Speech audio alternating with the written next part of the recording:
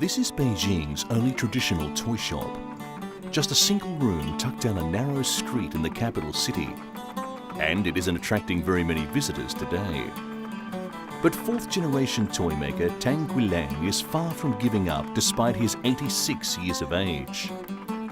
His competitors are mammoth multinationals whose mainland factories can churn out Barbies or remote-controlled cars in a fraction of the time it takes Mr. Tang to finish a colourful clay horse.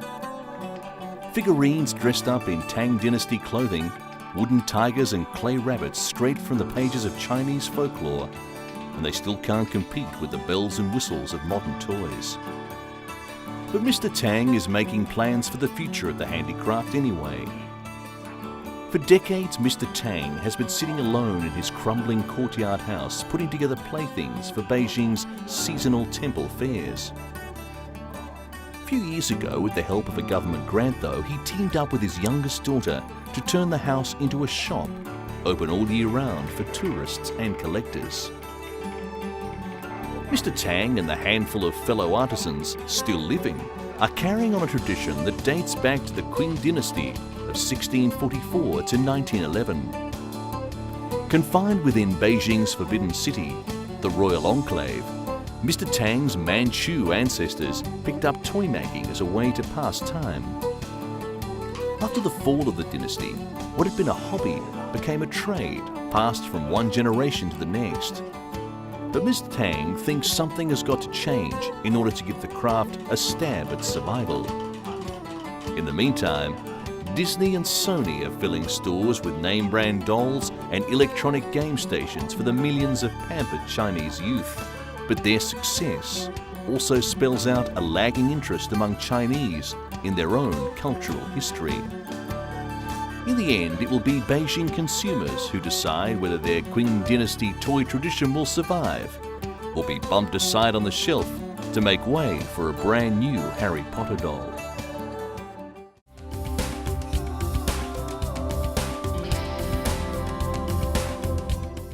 Hundreds of spoons from a variety of cultures were on display at a Mexico City exhibit celebrating this ordinary kitchen utensil. 2,800 years of spoons and utensils of the world was put on by the National History Museum to offer a glimpse into culture through the exploration of the spoon's iconography. The exhibit organised the development of spoons into 3 rooms corresponding to different historical periods.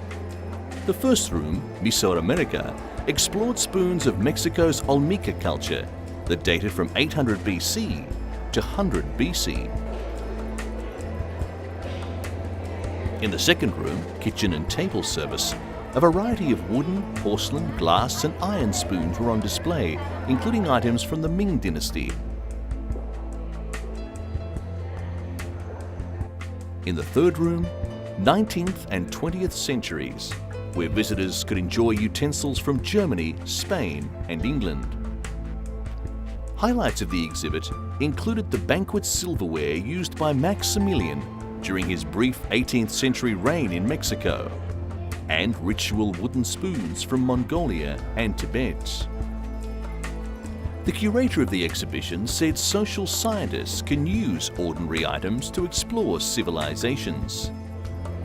The 900 spoons on exhibit were originally the collection of German Ernest Rickheimer, known as the Gentleman of the Spoons.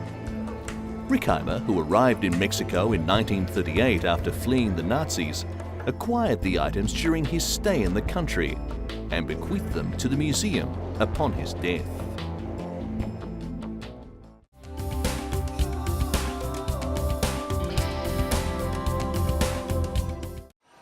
It was one of Tokyo's hottest summers on record. Temperatures, for the most part, didn't dip below 30 degrees Celsius.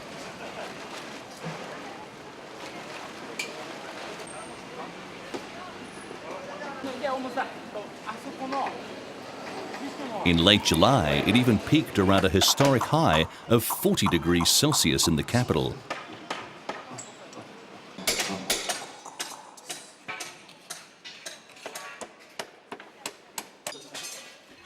So for the neighborhood town of Azubu-Juban in downtown Tokyo, the daily delivery of 20 tons of snow was a godsend. This snow, packed and carefully preserved high above in the mountain township of Hida before the spring melt, once it hit the Tokyo summer heat, had to be deftly and quickly sculpted in time for the evening festival.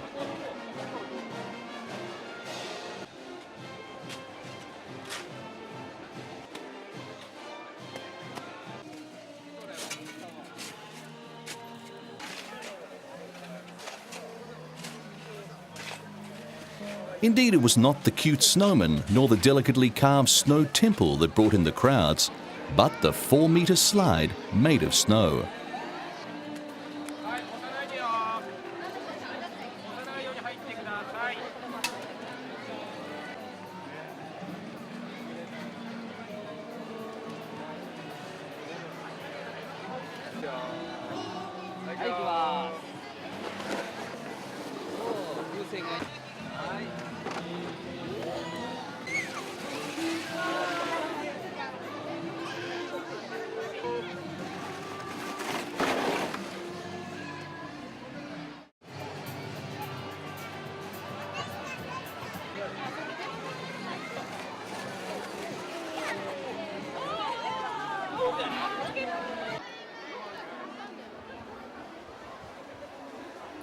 But as you'd expect of snow in the summer sun, the carvings didn't last the day.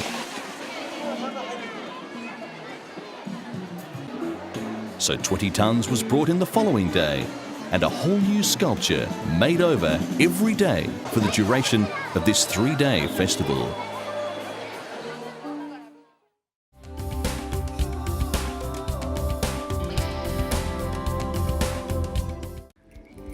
The world's most weird and wonderful teapots have gone on show in Australia. Whether it's a teapot which looks like a toilet or a food blender, this exhibition has something for everyone. Gallery owner Trevor Richards spends all year organising the exhibition with teapots from all over the world. Having a cuppa, though, is only a recent part of Australian history. Richard says there were no teapots up to 150 years ago. It's only recently, and now Australia's tea consumption is going up.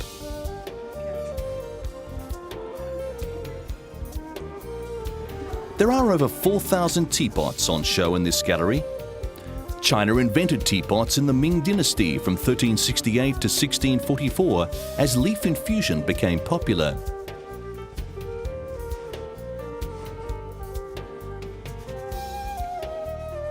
The earliest examples of teapots come from this period, made from the xisha or purple clay of the Zhejiang region of China.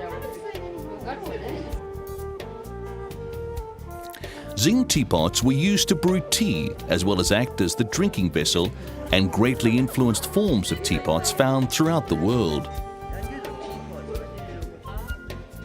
Most visitors to the exhibition found a huge variety of teapots on show. And many of the imaginative designs are aimed at collectors, prepared to pay from $150 to $500 Australian dollars for these artworks.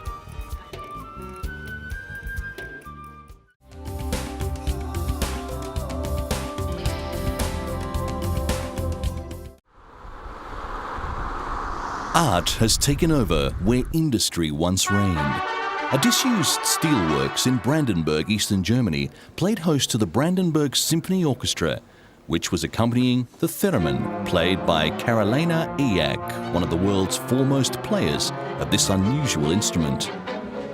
Beloved of avant-garde composers, the theremin creates music where the musician moves a hand near an induction coil and an antenna to produce an eerie, wailing sound. The musician seems to be tuning vibrations in the air and merely approaches the coil with the hand, but without touching it.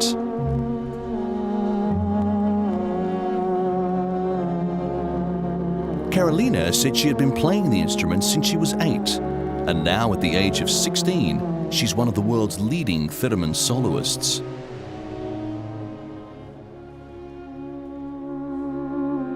The instrument was very popular for music such as film scores, she says.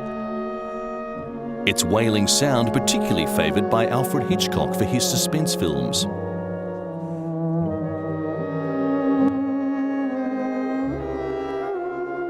The instrument was invented in Russia in 1920 and was a big hit in the Soviet Union. Lenin commissioned several hundred of them to tour around Russia. The Beach Boys used the instrument in their hit Good Vibrations. There are not many orchestra pieces for the instrument, but that doesn't stop the instrument from being a big hit at the Classical Nights in the Industry Museum in Brandenburg, an old steelworks where concerts are now performed.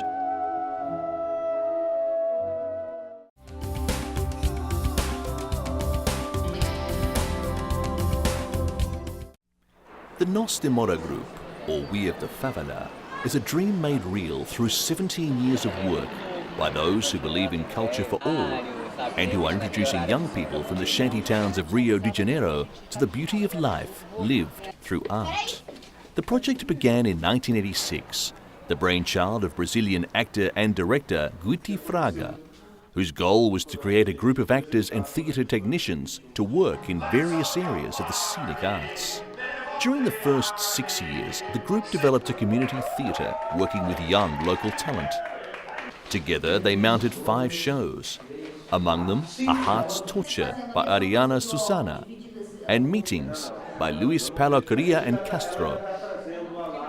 News of their work spread to the city's cultural media, and the group Nos de Mora was transformed into a reference point for community work in the arts in Rio de Janeiro.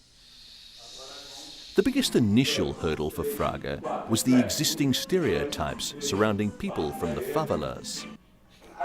Today, the project of making art for the community has widened its horizons, as have many of the Nos de Mora group. These days, the group objectives are to consolidate this nucleus of artistic production, honing the permanent cast that now comprises close to 40 actors and theatre technicians. The group also maintains a cultural centre, which offers courses in social and cultural formation to 3,000 students. According to Jonathan Hagensen, actor in the Oscar-nominated movie City of God, this group is all about providing access to art for those who have been denied it. Through triumphs like these, and various trials, the theatre group Nos de Mora has continued to grow, keeping as its objective the formation of a professional theatre company through work in a new artistic language.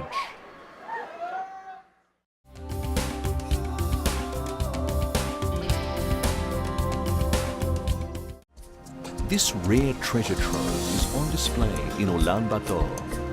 It's the first major find of a Khan's personal riches dating back to the pre-Islamic period.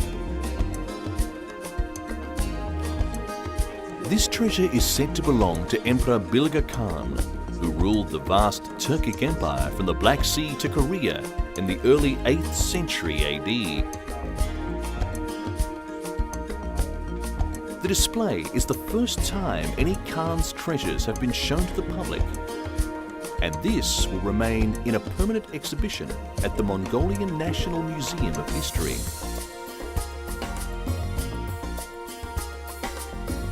The treasures were unearthed in 2001, about 45 kilometers north of the ancient Mongolian capital Karakoram. The findings included an intricately carved crown believed to belong to Bilge Khan, as well as earrings, golden cups, silver, precious stones, and more than 1,500 pieces of silver decorated with flowers.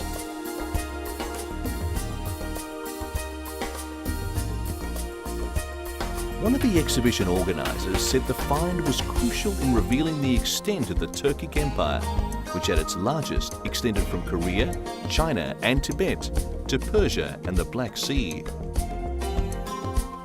Bilge Khan's nomadic society had a highly developed military, built brick buildings and castles, cultivated land, ran postal services and large trade operations, and crafted metal artefacts.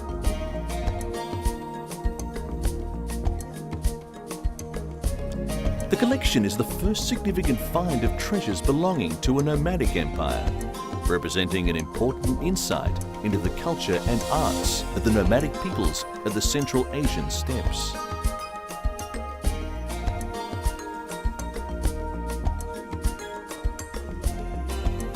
Mongolia is believed to be dotted with numerous unexplored archaeological sites left from the huge nomadic empires that extended over the Central and Northeast Asian steppes before the dawn of Genghis Khan's Mongolian Empire.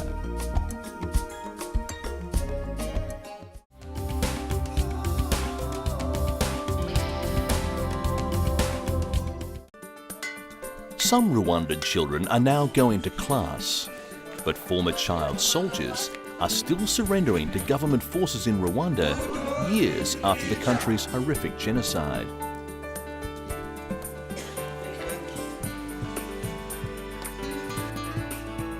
The former child soldiers were members of the Democratic Liberation Forces of Rwanda, also Mai Mai, and other groups that were opposed to the Rwandan government.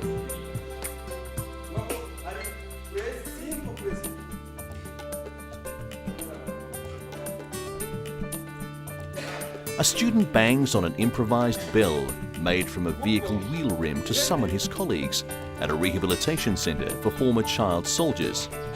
This is an indication that it's time to go to class.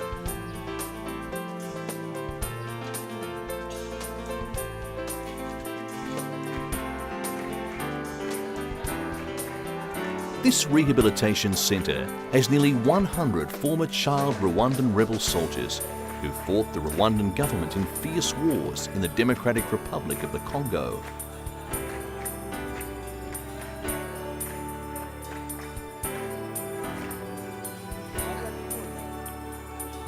Books and pens are now weapons for these children who lived in dense forests, fighting amongst tens of thousands of other soldiers, some who died or were wounded.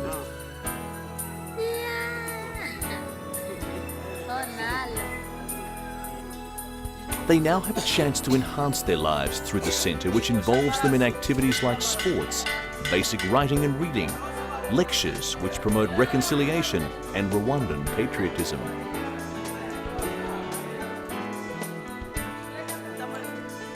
When not in class, they are still boys, seriously playing with make-believe ammunition built from banana plants.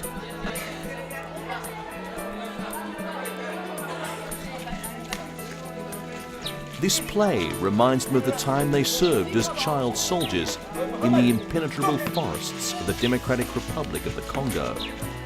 They can now joke about it.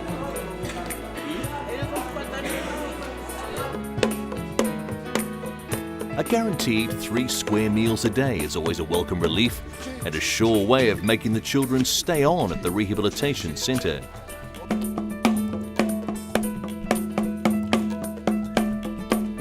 The children, whose parents were either killed or displaced, are expected to stay at the centre for 6 months before they are allowed back to their homes.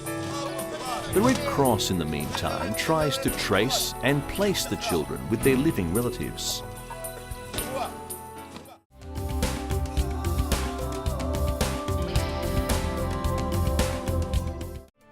Tea planters in the Himalayan foothill town of Darjeeling, long used to heavy premiums on their quality blend, are devising novel marketing strategies and pruning costs to make it more appealing in a fiercely competitive market.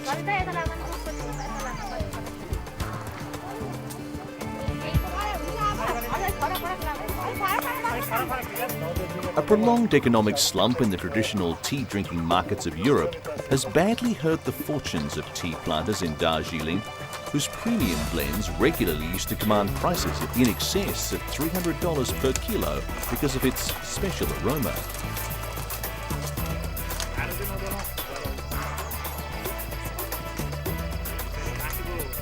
Tea planters say that intense competition from the newly emerging tea producers like Nepal, along with traditional rivals Sri Lanka and China, are also eroding their market share.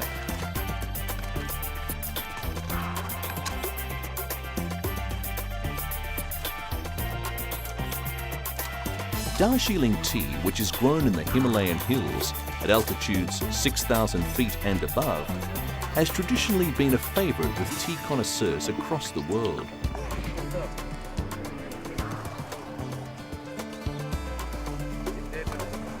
Planters say the wet climate and high altitude impart a special aroma to their produce unmatched anywhere else in the world.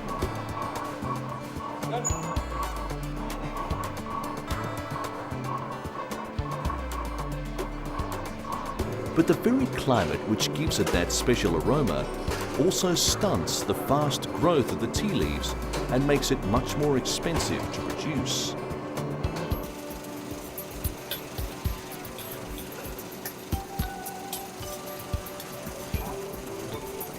Tea leaves in lower regions grow at a much more rapid pace, and the yield per hectare is many times higher.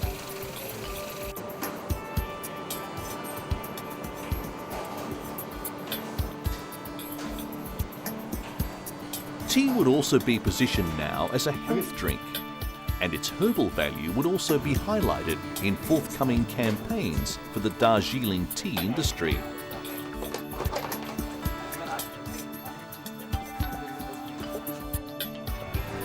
Another problem affecting the industry was the proliferation of the Darjeeling brand, with many fly-by-night operators selling substandard tea in the garb of Darjeeling, which tarnishes its image in the international market. Tea planters are contemplating a marketing and awareness campaign that would protect the name of Darjeeling tea, and only tea grown within the geographical limits of the region would be allowed to sell as pure Darjeeling tea, something along the lines of champagne in France.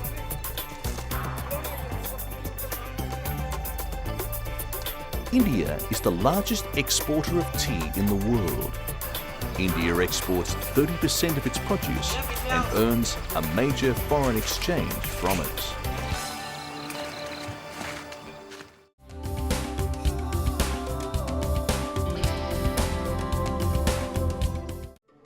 Black and Asian performers have always struggled to find classical roles in British dance. But that could all change thanks to an up-and-coming young company. Ballet Black aims to develop their talents and provide a springboard for success. Though Black and Asian dancers may want to try for the well-known classical roles, they've met with little success.